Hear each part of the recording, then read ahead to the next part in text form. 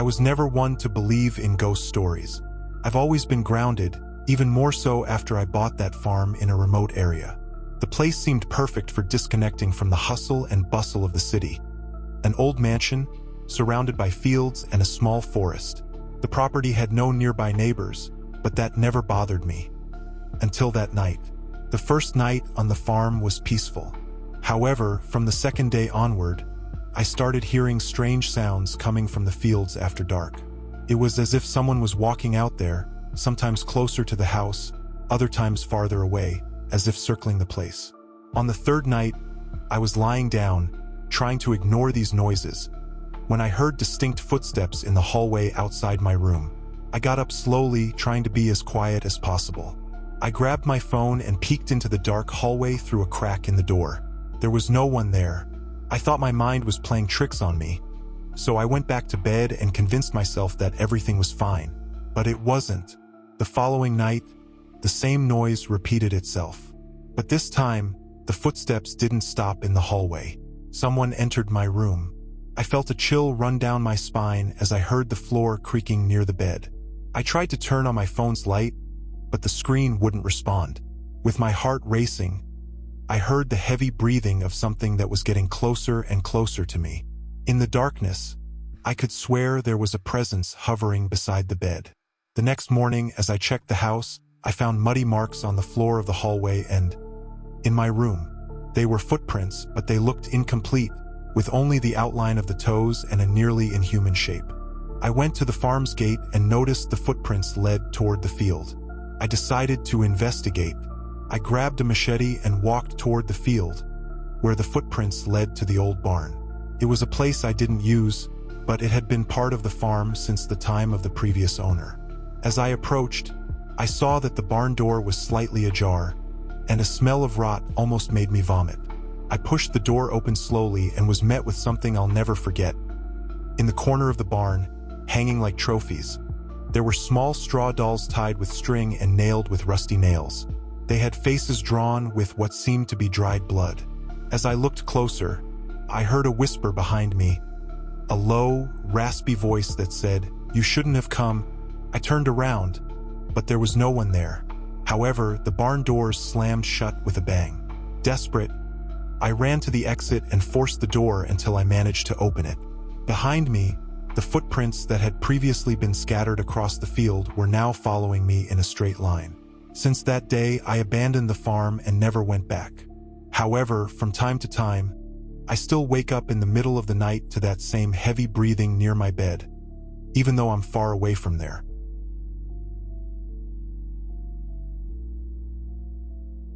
It was last summer when I accepted a temporary job on a farm to help with the harvest. It wasn't my dream job, but the pay was good, and I needed the money. The farm was huge, and the owner, a quiet and reserved man, seemed a bit strange, but I never thought much of it. The work was simple but exhausting, and I soon got used to the routine. In the middle of the property, there was a cornfield that intrigued me. It was different from anything I'd ever seen. The corn there grew way too tall, forming shadowy corridors between the rows. Even during the day, the field seemed dark and stifling, and I avoided going through it unless it was absolutely necessary. In the center of this field, there was a scarecrow. It was much larger than usual, taller and crafted in a way that made me feel uncomfortable. It wore an old hat and clothes that looked like they'd been left there to rot. Its eyes were two black stones embedded in holes in its straw head, and there was a crooked smile painted on it that seemed to mock anyone who looked. Something about that scarecrow gave me chills. One night, at the end of a long day, I was heading back to the lodging when I heard a rustling coming from the cornfield. It was late and I knew no one else was around. I tried to ignore it, but the noises grew louder, as if someone were walking between the rows. Then, a faint whisper broke the silence. "He doesn't like to be watched."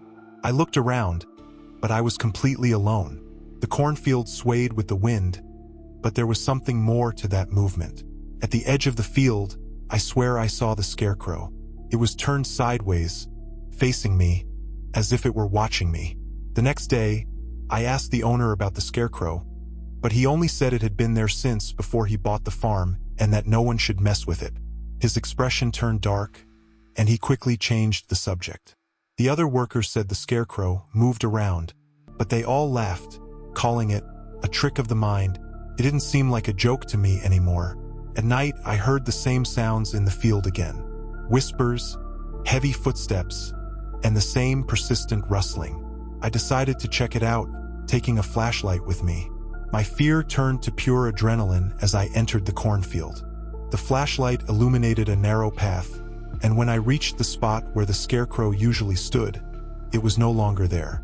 I felt an icy chill down my spine, and that's when I heard footsteps right behind me. I turned, and there it was, standing just a few meters away, as if it had been following me. I tried to run, but the corn seemed to close in around me. I got lost with every turn, and the footsteps behind me grew closer and closer. My flashlight flickered, and then I saw it. The scarecrow was now right in front of me, its stone eyes gleaming with something that seemed alive. The painted smile was wider, distorted, and I could swear I saw its mouth move. "I warned you. He doesn't like to be watched." I fainted from fear and woke up only at dawn, lying at the edge of the cornfield. When I told what happened, the owner simply said I should leave, that it was better that way. I left without looking back. Since then, even though I'm far from that farm, sometimes I still see a figure in a hat standing at the edge of fields, watching, always watching.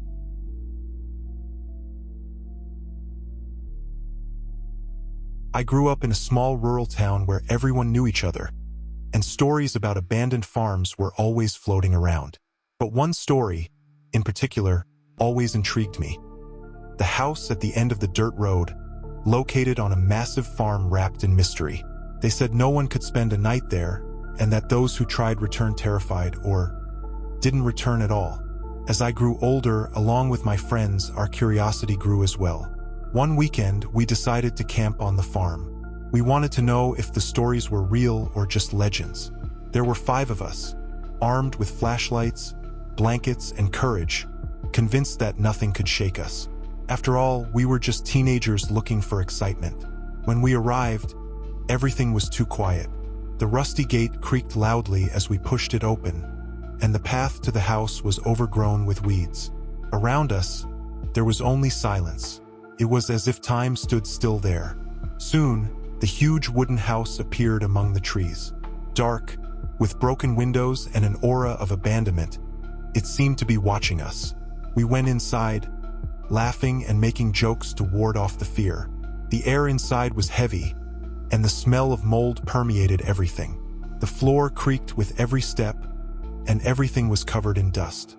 There were old photos on the walls, portraits of a family that had long left the place. But what caught our attention the most was one of the portraits. It showed a serious man, with a piercing gaze and a face that seemed to follow us with every movement. The sun set quickly, and night fell suddenly, plunging the house into darkness. We turned on our flashlights, and that's when the noises began. Sounds of footsteps upstairs, doors that seemed to slam on their own. One of us, trying to act brave, went up to investigate, but he came back pale and speechless, as if he had seen something he'd rather forget.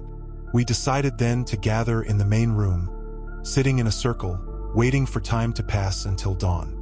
At midnight, we heard scratching coming from outside, near the windows. I raised my flashlight, and through a gap in the curtain, I saw something moving out there. It was tall, thin, and seemed to be crawling around the house.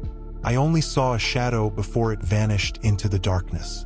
Everyone stayed still, trying to hear any sound, but the silence returned, heavy and terrifying. That's when we heard the sound of a low, hoarse laugh, as if someone were right next to us. We looked around, but there was no one, just us and the man's portrait, which seemed even more alive in the dim light. The eyes in the painting were different.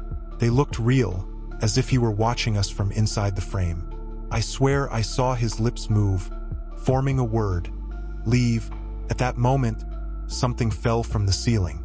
It was an old iron hook, rusty and heavy, that nearly hit one of us. As if it were a sign, we all got up and ran out the door, leaving our belongings behind. No one looked back until we were off the property. We returned to town pale and silent. We didn't talk about what we saw that night, but since then, we all feel something strange. Sometimes, during the night, I feel like I'm being watched. I've woken up multiple times to a low laugh echoing in my room, and I swear I've seen those eyes staring at me in the shadows, as if the man from the house at the end of the road had followed me.